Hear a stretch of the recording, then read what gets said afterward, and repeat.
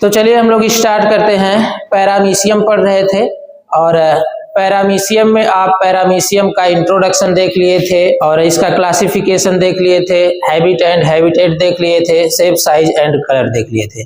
आज हम लोग इसकी एक्सटर्नल मार्फोलॉजी देखेंगे या एक्सटर्नल स्ट्रक्चर देखेंगे, मतलब बाह्य संरचना के बारे में पढ़ेंगे। तो हम लोग इसमें क्या पढ़ेंगे? एक्सटर्नल स्ट्रक्चर यानी बाह्य संरचना। किसका पढ़ेंगे? पैरामीशियम का। पहले लिख लेते हैं पैरामीशियम। पैरामीशियम का हम लोग क्या पढ़ेंगे? External structure. External structure Hindi में क्या कहेंगे? बाह्य संरचना। बाह्य संरचना। बाह्य संरचना। बाह्य संरचना और आंतरिक संरचना दो तरह का होता है। बाह्य संरचना का मतलब वो बाहर से देखने पर क्या क्या चीजें उसमें दिखती हैं और कैसा दिखता है।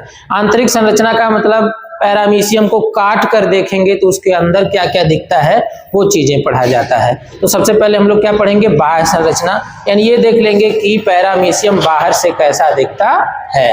तो बाहर से देखने के लिए सबसे पहले आपको क्या बनाना पड़ेगा? चित्र। तो सब लोग मेरे साथ इसका चित्र बनाइए, बैठा नहीं रहेगा कोई, अपना अपना चित्र सब लोग बनाइए। कॉपी निकाल लीजिए, चित्र बनाइए, ताकि पता चलेगा ना कि आप मेरे साथ बना पा रहे हैं कि नहीं। चित्र भले आप बना रहे हैं लेकिन आधा घंटा लगा दे रहे हैं तो एग्जाम के लिए दिक्कत होगी ना। तो मेरे साथ बनाइए आप लोग स्पीड से एकदम। देखिए मैं कैसे बना रहा हूं।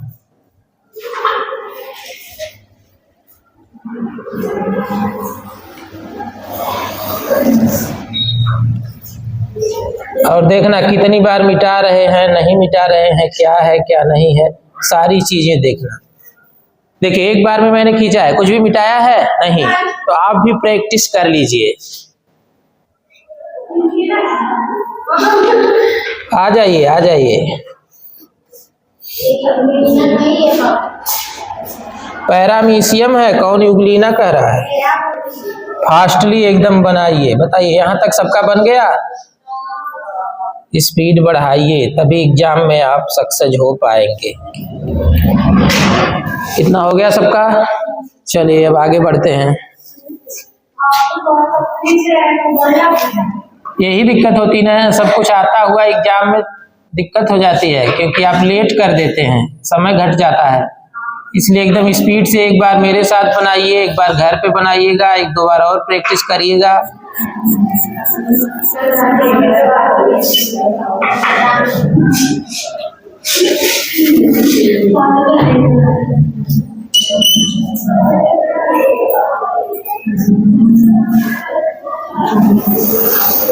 डायग्राम बन करके तैयार हो गया। अब चलिए देखिए नेमिंग करते हैं फास्टली। आप भी इसी तरह से नेमिंग करेंगे फास्ट। देखिए मैं कैसे कर रहा हूं, देखिए सीलिया, उसके बाहर क्या है? पेलिकिल है। हाँ पेलिकिल। इसके बाद देखिए ये जो डाट डाट बनाए हुए हैं ट्राइकोसिस्ट है। अभी सबका काम मैं बताऊंगा। ट्राइकोसिस्ट। इसके बाद देखिए जो बाहर का प्लाज्म है उसको बोलेंगे एक्टोप्लाज्म। अंदर के प्लाज्म को बोलेंगे एंडोप्लाज्म।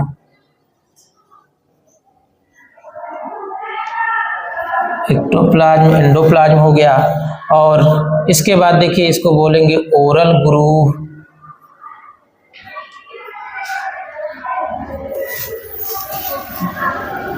इसको बोलेंगे वेस्टिब्यूल।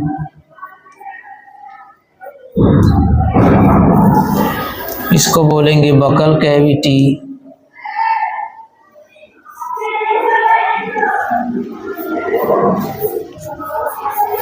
Buccal cavity. इसको बोलेंगे साइटोस्टोम।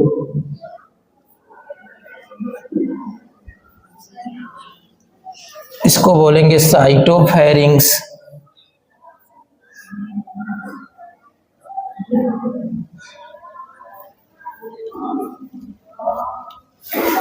इसको बोलेंगे साइटोपाइग।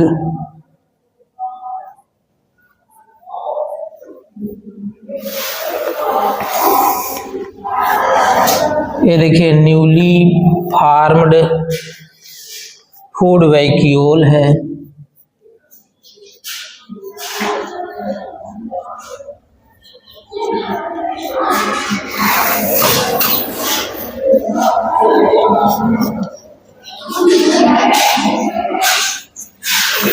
न्यूली फार्म्ड फूड वैक्यूल, देखिए फटाफट हो गया कि नहीं। अब आगे देखिए इधर क्या है, ये है एंटेरियर कंट्रैक्टाइल वैक्यूल और 21 अवस्था में है, डायस्टोल अवस्था में है। अभी सारी चीजें मैं समझाऊंगा, आपको बिल्कुल टेंशन नहीं लेना है। ये पोस्टेरियर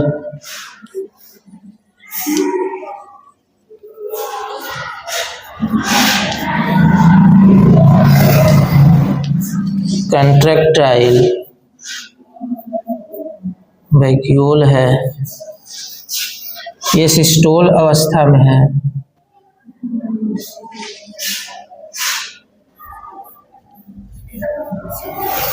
सिस्टोल, ये देखिए क्या है, माइक्रोन्यूक्लियस है, माइक्रोन्यूक्लियस है। ये फूड वैक्यूल है, फूड वैक्यूल है। और इधर एक और है माइक्रोन्यूक्लियस।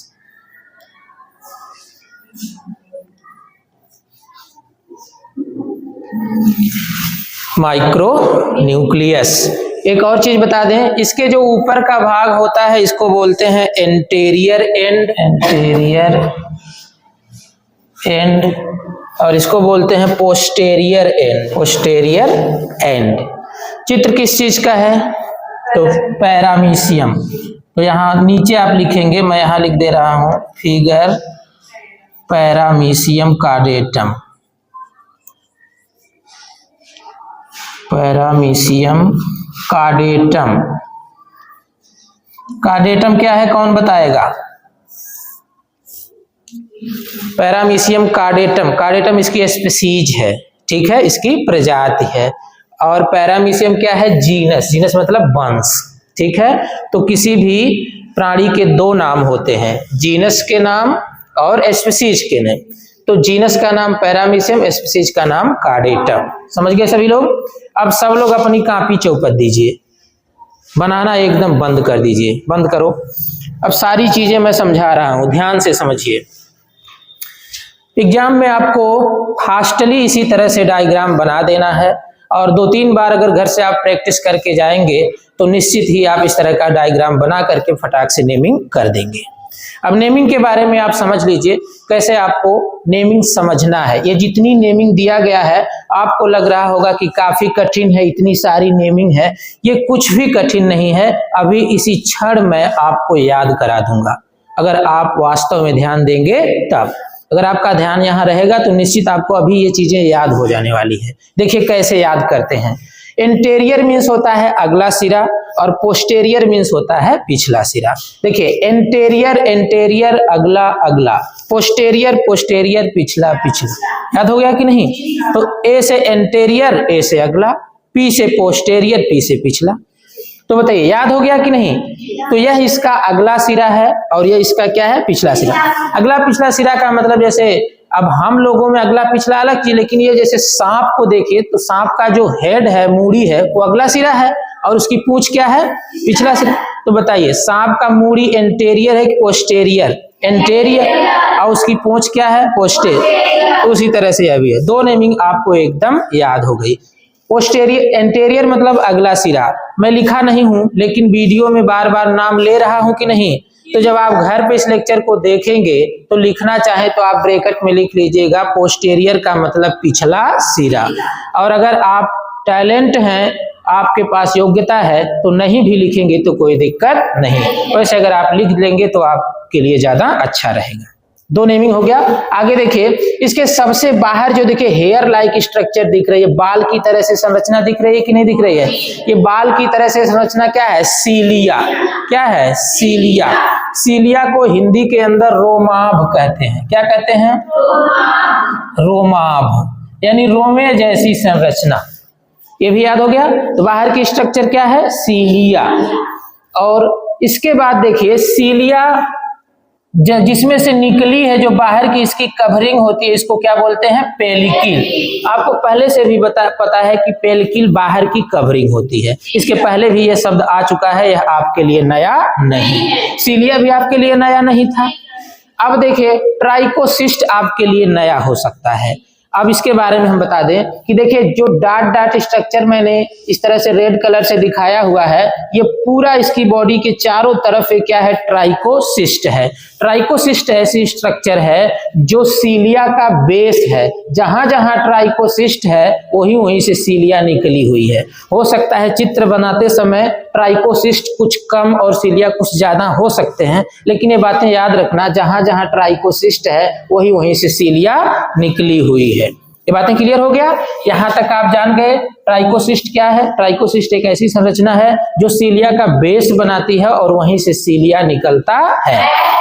इसके बाद देखिए साइटोप्लाज्म के दो भाग होते हैं। ये भी बात नई नहीं है, ये पहले से आप जानते हैं। साइटोप्लाज्म के कितने भाग होते हैं? दो। ये जो बाहर का भाग दिख रहा है इसको क्या बोलते हैं? एक्टोप्लाज्म। और जो अंदर का भाग दिख रहा है वो एंडोप्लाज्म। क्या यह नया था? यहां तक क्लियर हो गया? बताइए 1% आपको परेशानी है? नहीं। आगे फिर देखिए क्या है? माइक्रोन्यूक्लियस। तो आपको बता दें पैरामीशियम के अंदर दो न्यूक्लियस होता है। एक छोटा वाला न्यूक्लियस होता है जिसको माइक्रोन्यूक्लियस कहते हैं। माइक्रो मीन्स क्या? छोटा। और एक बड़ा वाला न्यूक्लियस होता है जिसको मैक्रोन्यूक्लियस कहते हैं। तो एक ही शब्द का अंतर है, देखिए मैक्रो और यहाँ पर क्या है? माइक्रो। तो माइक्रो मीन्स क्या होता है? छोटा न्यूक्लियस। और मैक्रोन्यूक्लियस का मतलब बड़ा न्यूक्लियस। जो छोटा न्यूक्लियस होता है वह पैरामीशियम के अंदर रिप्रोडक्शन का काम करता है, और जो बड़ा न्यूक्लियस होता है वह पैरामीशियम के अंदर होने वाली जो उपापचयी क्रियाएं होती है उसको कंट्रोल करने का काम करता है। तो पैरामीशियम के अंदर कितने न्यूक्लियस? दो, एक माइक्रो और दूसरा मैक्रो। यहां तक क्लियर हो गया? अब देखिए इसके अंदर ओरल ग्रूव आता है। ओरल ग्रूव का मतलब क्या होता है? ओरल मीन्स क्या होता है? मुख। ओरल मीन्स क्या होता है? मुख। और ग्रूव मीन्स होता है गड्ढा। ग्रूव मीन्स क्या होता है? गड्ढा। या डिप्रेशन। डिप्रेशन मीन्स क्या होता है? गड्ढा। डीप सुने हैं कि नहीं? डीप। आप लोग डीप कभी बनाए हैं कि नहीं? गोली वोली खेलते समय आप डीप बनाते थे? नहीं बनाते थे? छोटा सा गड्ढा तो डीप हुआ करता था। तो बताइए गड्ढा होता था कि नहीं? तो डीप से डिप्रेशन बना हुआ है, और ग्रूव भी उसको कहते हैं। गड्ढे को क्या कहते हैं? ग्रूव। तो इसका जो वेंट्रल पोर्शन होता है, वेंट्रल, देखिए अब इसमें भी दो पोर्शन है। जो इधर का भाग है इसको कहते हैं वेंट्रल। क्या कहते हैं? सब लोग बोले वेंट्रल। और जो इसका इधर वाला भाग है इसको बोलते हैं डॉर्सल। क्या बोलते हैं? ये भी शब्द आपके लिए नया होगा। तो डॉर्सल को हिंदी में कहते हैं पृष्ठ। क्या कहते हैं? पृष्ठ मतलब पिछला भाग, पीठ वाला भाग। पिछला का मतलब पीठ वाला भाग। जैसे देखिए सांप का आगे और पीछे दो भाग तो है, एक और मूड़ी है एक और पूंछ है, लेकिन ऊपर का भाग भी है नीचे का भी भाग है। तो ऊपर वाले भाग को क्या कहते हैं? डॉर्सल। क्या बोलते हैं? डॉर्सल। और नीचे वाले और जो आगे वाला भाग होता है नीचे वाला उसको क्या बोलते हैं? वेंट्रल। जैसे हम लोगों में डॉर्सल भाग कौन है? पीठ। हम लोग की पीठ क्या है? डॉर्सल। इधर का भाग क्या है? वेंट्रल। वेंट्रल को क्या कहते हैं? हिंदी में अधर कहते हैं। क्या कहते हैं? अधर भाग। तो हम लोगों का ये वाला भाग क्या है? अधर। और पीछे का भाग क्या है? पृष्ठ। क्लियर हो गया ना? वेंट्रल डॉर्सल, समझ गए? अब देखिए तो ओरल ग्रूव, ओरल का मतलब मुख की तरह से, ग्रूव का मतलब एक गड्ढा। तो पैरामीशियम के जो वेंट्रल भाग जो इसका होता है उधर की तरफ एक गड्ढा पाया जाता है, एक ग्रूव पाया जाता है जिसको कहते हैं ओरल ग्रूव। क्या कहते हैं? Oral groove. और ये ओरल ग्रूव इसके खाने का काम करता है। भाई पैरामीशियम खाएगा भी तो, खाना चाहिए कि नहीं चाहिए? सबको खाना चाहिए, तो पैरामीशियम भी खाएगा। तो पैरामीशियम के खाने वाली जो जगह होती है उसको क्या कहते हैं? Oral groove. सब लोग बोले क्या कहते हैं? Oral groove. ओरल ग्रूव जिसमें जाकर के खुलता है इस बड़ी सी कैविटी में उसको कहते हैं वेस्टिब्यूल। क्या कहते हैं? वेस्टिब्यूल। अब ये दो एक्स्ट्रा भाग था, बाकी नीचे का भाग देखिए बिल्कुल आसान है। ये देखिए क्या है? Buccal cavity. बकल कैविटी को क्या कहते हैं? मुख गुहा। क्या कहते हैं? मुख गुहा। आप इसे हाई स्कूल में भी पढ़े होंगे, मुख गुहा। ये दो केवल नया था, बाकी नीचे आप देखिए बकल कैविटी, बकल कैविटी के बाद साइटोस्टोम, क्या आता है? साइटोस्टोम यानी कोशिका का मुख है ये। साइटो मतलब क्या होता है? कोशिका, स्टोम मतलब इसका मुख, तो यह कोशिका का मुख है साइटोस्टोम। और साइटोस्टोम जिसमें खुलता है उसको बोलते हैं साइटोफेरिंग्स। क्या बोलते हैं? साइटोफेरिंग्स। फेरिंग्स, आपके पास भी फेरिंग्स है, आपका जिसमें मुंह खुलेगा ये फेरिंग्स है कि नहीं है? फिर देखिए उसके नीचे देखिए क्या है? ये साइटोपाइग है। क्या है? साइटोपाइग। साइटोपाइग इसका एक्सक्रीटरी पोर्शन है, यानी यहां से यह एक्सक्रीशन करता है।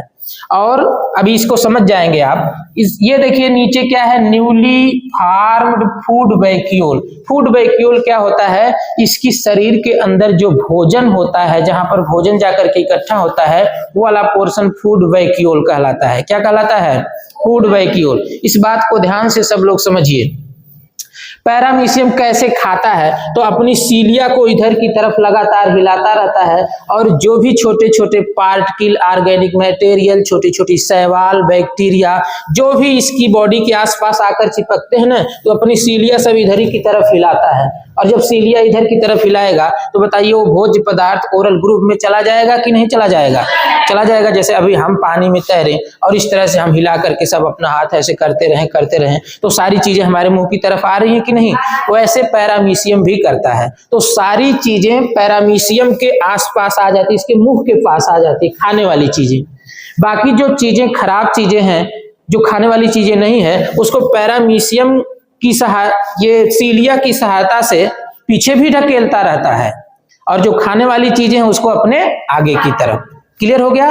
तो जब इसके मुंह में आ जाएगा, ओरल ग्रूव में आ जाएगा, तो फिर वेस्टिब्यूल में जाएगा, और फिर बकल कैविटी में जाएगा, फिर साइटोस्टोम में जाएगा, फिर साइटोफेरिंग्स में जाएगा। अरे आपके शरीर के अंदर मुख से सब नीचे जाता है कि नहीं? उसी तरह से इसके भी यहाँ आ जाएगा। अब जब बहुत ज्यादा भोज्य पदार्थ इकट्ठा हो जाएगा, इसके मुंह से पार हो जाएगा, तो फिर यह एक स्ट्रक्चर बना लेगा जिसको बोलते हैं फूड वैक्यूल। क्या बोलेंगे? फूड वैक्यूल, खाद्य रिक्तिका। हिंदी के अंदर क्या कहते हैं? खाद्य रिक्तिका। अब लिखा क्या है? तो न्यूली, न्यूली मीन्स क्या होता है? नया। न्यूली मीन्स क्या होता है? नया। यहाँ पर लिखा है कि न्यू से LY जोड़ दिया गया है, तो न्यूली यानी नया नया, फार्म्ड मतलब बना हुआ, नया नया बना हुआ फूड वैक्यूल यानी खाद्य रिक्तिका। तो यह नई नई खाद्य रिक्तिका यहाँ पर बन जाएगी। और जब पूरी तरह से खाद्य रिक्तिका बनकर तैयार हो जाएगी ना, तो यहाँ से ये टूट जाएगी, और टूट करके पूरी शरीर में इसके रन करेगी। पूरे शरीर में क्या करेगी? रन करेगी। और उसी रन करने के दौरान जो इसमें भोज्य पदार्थ है, ये भोज्य पदार्थ ही है ना, इसके शरीर के अंदर क्या होगा? पच जाएगा। क्या होगा? पच जाएगा। तो पचने के बाद कुछ अपशिष्ट पदार्थ भी तो बचते हैं। अपनी शरीर के अंदर जो हम लोग खाते हैं सारी की सारी चीजें पच जाती है? नहीं, कुछ खराब पदार्थ भी बचता है। तो इसकी शरीर के अंदर भी खराब पदार्थ बचेगा। तो ऐसे ये रन करते करते जब खराब पदार्थ बचेगा, वो आ जाएगा साइटोपाइक के यहाँ। बस साइटोपाइक के माध्यम से उसको क्या किया जाएगा? निकाल दिया जाएगा। क्लियर हो गया ना? तो खाने से लेकर के इसके शरीर में पचने की क्रिया, और फिर बचे हुए अपाच्य पदार्थ या अनडाइजेस्टिव मटेरियल है, उसको बाहर निकालने की प्रक्रिया को आप समझ गए। क्लियर हो गया? अब देखिए इधर क्या होता है। यहां पर लिखा है एंटेरियर कंट्रक्टाइल वैक्यूल। एंटेरियर का मतलब क्या होता है? अग्र या आगे का। कंट्रक्टाइल का मतलब संकुचनशील। कंट्रक्टाइल का मतलब क्या होता है? संकुचनशील। अब वैक्यूल का मतलब रिक्तिका, यानी कि आगे की संकुचनशील रिक्तिका। और ये देखिए पोस्टेरियर कंट्रक्टाइल वैक्यूल मतलब पीछे की संकुचनशील रिक्तिका। ये देखिए आगे की संकुचनशील रिक्तिका, पीछे की संकुचनशील रिक्तिका। यहाँ पर देखिए दो है, एक ये आगे की संकुचनशील रिक्तिका यानी एंटेरियर कंट्रक्टाइल वैक्यूल, ये पीछे की संकुचनशील रिक्तिका यानी पोस्टेरियर कंट्रक्टाइल वैक्यूल। क्लियर हो गया? अब कंट्रक्टाइल वैक्यूल का काम क्या है ये समझिए। इसकी बॉडी में दिया गया है तो कुछ काम होना चाहिए कि नहीं?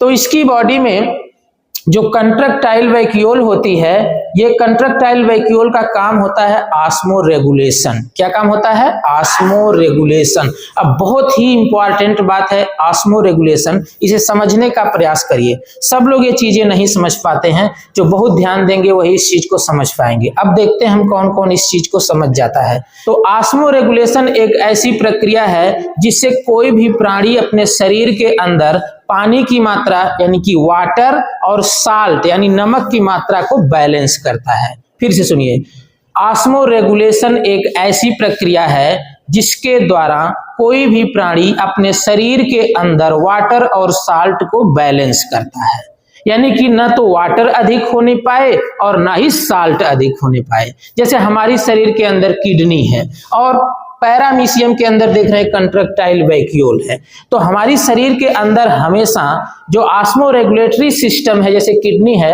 वो पानी की मात्रा और साल्ट की मात्रा को बैलेंस करती रहती है। अगर ये हमारे अंदर किडनी न रहे यानी ऑस्मो रेगुलेटरी सिस्टम न रहे तो हम लोगों को पानी भी एकदम नाप के पीना पड़ेगा। अगर आप 10 ml अधिक पानी पी लिए तो आपके शरीर के अंदर पानी अधिक हो जाएगा और जो शरीर के अंदर तरल पदार्थ हो डाइल्यूट हो जाएगा, पतला हो जाएगा। और अगर आप 10 ml पानी घटा के पी लिए तो आपके अंदर का जो तरल पदार्थ हो गाढ़ा हो जाएगा, यानी नमक की मात्रा क्या होगी? बढ़ जाएगी। तो बताइए, आपके शरीर में ऑस्मो रेगुलेटरी सिस्टम होकर अच्छा है कि नहीं है? अगर ऑस्मो रेगुलेटरी सिस्टम है तो आप अपने मन का 2 गिलास पानी बढ़ा के भी पी लेते हैं तो कोई दिक्कत नहीं है, घटा के भी पीते हैं तो कोई दिक्कत नहीं है। अरे बढ़ा के पिएंगे तो किडनी फिल्टर करके बाहर निकाल देगी, घटा के पिएंगे तो उसको स्टोर करके रखेगी। तो जैसे आपके शरीर में ऑस्मो रेगुलेशन के लिए किडनी है, वैसे पैरामीशियम के अंदर भी ऑस्मो रेगुलेशन के लिए क्या है? कंट्रक्टाइल वैक्यूल है। और कंट्रक्टाइल वैक्यूल क्या करती है? इसके अंदर ऑस्मो रेगुलेशन का काम करती है, यानी परासरण नियंत्रण का काम करती है। अच्छे से आप लोग समझ गए ना कंट्रक्टाइल वैक्यूल क्या है? अब देखिए, न्यूक्लियस इसके अंदर 2 है, ये चीजें हमने पहले ही बता दिया था, एक मैक्रो न्यूक्लियस और दूसरा माइक्रो न्यूक्लियस। आ जाओ,